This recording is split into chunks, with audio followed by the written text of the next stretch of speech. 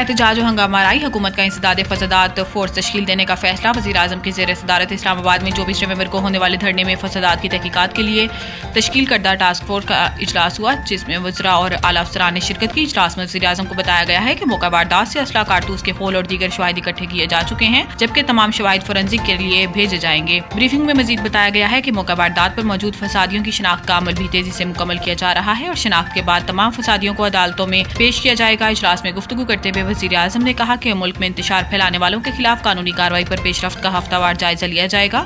इन्होंने हिदायत की है कि धरनों में कानून पामाल करने वालों और सरकारी इमला को नुकसान पहुंचाने वालों को कानून के मुताबिक सजाएं दी जाएं। शहबाज शरीफ का कहना था कि बेलारूस के सदर के पाकिस्तान के सरकारी दौरे के वक्त वफाकी दारुल हुकूमत पर लश्कर कशी की गई, जो शदीद शर्मिंदगी का बायस बना।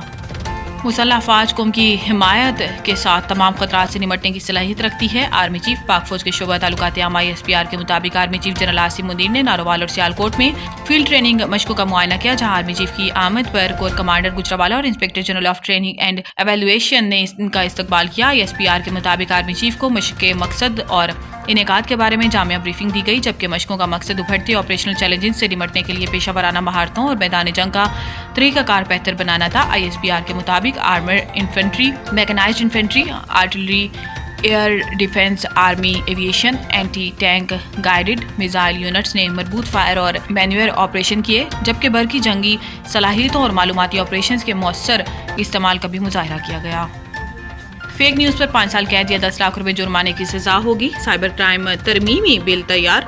हुकूमत ने साइबर क्राइम तरमीमी बिल का इब्तदाई मुसवदा तैयार कर लिया है, जिसके तहत डिजिटल राइट्स प्रोटेक्शन अथॉरिटी कायम की जाएगी। डिजिटल राइट्स प्रोटेक्शन अथॉरिटी को सोशल मीडिया से मवाद ब्लॉक करने या हटाने का इख्तियार होगा और अथॉरिटी कानून नाफिज करने वाले इदारों या किसी शख्स के खिलाफ मवाद हटाने के अहकाम जारी कर सकती है, जबकि कानून नाफिज करने वालों समेत दीगर इदारों या किसी शख्स के खिलाफ खबर देने और दहशतगर्दी फैलाने वाला मवाद हटा दिया जाएगा। अथॉरिटी के पास रियासत और रियासती इदारों के खिलाफ नफरत फैलाने से मुतल्लिक मवाद को भी हटाने का इख्तियार हासिल होगा। तरमीमी बिल के तहत किसी शख्स को डराने, झूठा इल्जाम लगाने और पोर्नोग्राफी से मुतल्लिक मवाद को भी हटाया जा सकेगा, जबकि जानबूझकर झूठी मालूमात फैलाने, खौफ व हिरास और बदगुमानी पैदा करने वालों को 5 साल कैद या 10 लाख रुपए जुर्माने की सजा होगी।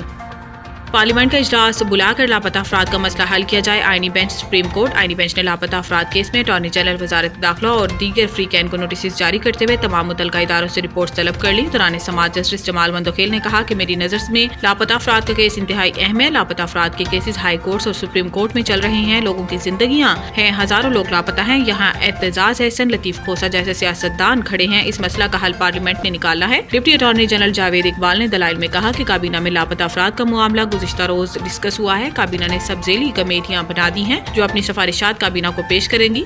हुकूमत लापता अफराद का मामला हतमी तौर पर हल करना चाहती है।